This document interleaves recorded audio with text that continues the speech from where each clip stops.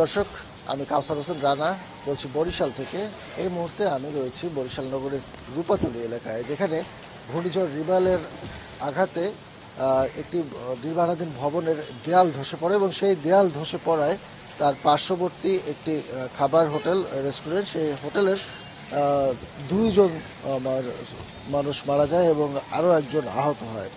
এটি বরিশাল নগরীর রূপাতলীর যে গোল চত্বর রয়েছে, ঠিক গোল চত্বর থেকে পটুয়াখালী যাওয়ার রাস্তায় হাতের ডান পাশে লিলিফা ফিলিং স্টেশনের পাশেই যে মেগা কিচেনের একটি রেস্টুরেন্ট সহ তিনতলার যে বিল্ডিংটি রয়েছে, সেই বিল্ডিংয়ের পাশেই আমরা স্থানীয়দের কাছ থেকে খবর পেয়ে জেনেছি যে ভবনের মালিক নুরু মিয়া, যদিও নুরু মিয়া এখন তাকে আমরা এখানে পাইনি, স্থানীয়দের মতে তিনি জেল হাজতে রয়েছেন, তবে বিষয়টি আমরা নিশ্চিত নয়। তবে এই ভবনটির তৃতীয় তিনতলার উপরে অর্থাৎ চারতলার যে নির্মাণ কাজ চলছে, আমরা যদি একটু দেখানোর চেষ্টা করি যে চারতলায় যে নির্মাণ কাজ চলছে সেই নির্মাণ কাজের দেয়ালগুলো গাঁথা রয়েছে এবং দেয়ালের একটি অংশ, যে এটি পূর্ব পাশের যে অংশটি রয়েছে সেই অংশটি দেখেন যে ইটগুলো কিন্তু এখনো খুলে খুলে আছে। সেই কর্নারের ইটগুলো ভেঙে ভোর রাত 4টার দিকে নিচে পড়ে যায়। নিচের অংশটি যদি আমরা একটু দেখানোর চেষ্টা করি, নিচে পড়ে যায় এবং এই সেই নিচে একটি হোটেল ছিল, খাবার হোটেল, এটির নাম ছিল, এটির মালিক ছিল লোকমান, স্থানীয়রা লোকমানের হোটেল নামেই চিনত। সেই লোকমানের হোটেলে তিনজন লোক ছিল, মালিক লোকমানের কর্মচারী মাকসুদ এবং আরেকজন সাকিব। এই তিনজন কর্মচারী ছিল, ঘুমিয়েছিলেন তারা। তাদের গায়ের উপরে ইটগুলো পড়ে এবং সেখানে ঘটনাস্থলেই দুজনের মৃত্যু ঘটে। তার ভিতরে মালিক লোকমান এবং মাকসুদ ঘটনাস্থলেই মৃত্যু ঘটে। পরে স্থানীয় পুলিশ বা সবাই খবর পায়। খবর পেয়ে যখন আসার পরে সাকিবকে গুরুতর অবস্থায় উদ্ধার করে বরিশাল শেরেবাংলা মেডিকেল কলেজ হাসপাতালে নিয়ে যায়, কিন্তু তার অবস্থা আসলে আশঙ্কাজনক। তাকে পরবর্তীতে উন্নত চিকিৎসার জন্য ঢাকায় প্রেরণ করা হয়। আমাদের সাথে কথা হয়েছে স্বজনরা জানিয়েছে যে যারা নিহত হয়েছে তাদের বাড়ি পটুয়াখালী জেলার বড় বিঘাই গ্রামে। মূলত মালিকও বড় বিঘাই গ্রামের এবং কর্মচারীও বড় বিঘাই গ্রামের। স্থানীয় মানুষজন নিয়ে তিনি এই হোটেলটি চালাতেন। আমরা আসার পরে এখানে পুলিশের ঊর্ধ্বতন কর্মকর্তা যারা, তারা ঘটনাস্থল পরিদর্শন করেছে, আমরা দেখেছি। আমাদের সাথে কথা হয়েছে কোতোয়ালি মডেল থানার সহকারী কমিশনার নাফিজুর রহমানের সাথে। তিনি আমাদেরকে জানিয়েছেন যে তারা ঘটনাস্থল পরিদর্শন করেছেন, এখান থেকে উদ্ধার যারা নিহত এবং আহত হয়েছে লাশ উদ্ধার এবং আহতদের উদ্ধার করেছেন।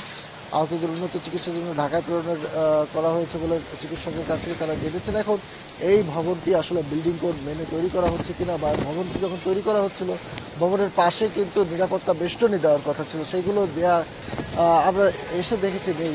তো এই বিষয়গুলো তারা খতিয়ে দেখবেন যে আসলে কোনো নিয়ম লঙ্ঘন করা হয়েছে কিনা, কেন এই দুর্ঘটনা ঘটলো, ঝড়ের কারণে নাকি আরও কোনো কারণ আছে, এই বিষয়গুলো কিন্তু তারা খতিয়ে দেখবেন এবং এই বিষয়ে পরবর্তী পদক্ষেপ নেবেন। আমরা একটু কথা বলার চেষ্টা করি। এখানে যারা এই ভবনের পাশেই একটি নির্মাণাধীন ভবন রয়েছে, তারা এই হোটেলে কিন্তু যাওয়া আসা করেন, এই হোটেলে খাবার দাবারও খান, তাদের সম্পর্কে তারা জানেন এবং ঘটনার সময় তারাও পাশের ভবনেই ঘুমন্ত ছিলেন।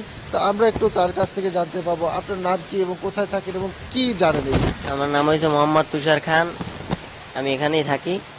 এখানে মূলত হয়েছে ওই জায়গায় হয়েছে ল্যান্টিনে করা আছে না, ইটটা আগে করা ছিল, ওটা পরে ঘটনার সময় আপনি কি করছিলেন, পরে কি জানতে পেরেছেন, কখন জানতে পারলেন?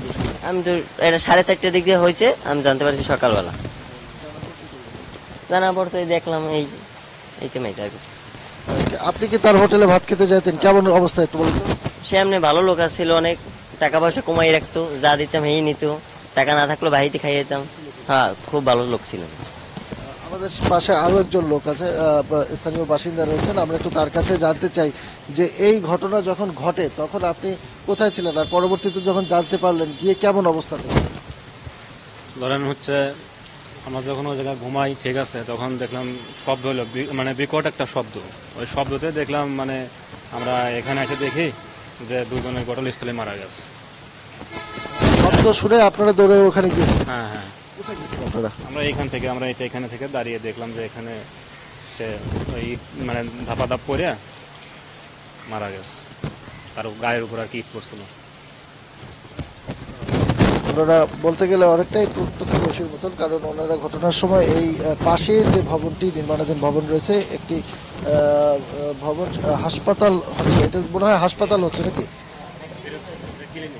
এটি বেসরকারি একটি হাসপাতাল নির্মাণ হচ্ছে, সেই হাসপাতাল ভবনের দোতলায়। আপনার নাম কি? আমার নাম মোহাম্মদ ফারুক হুসাইন।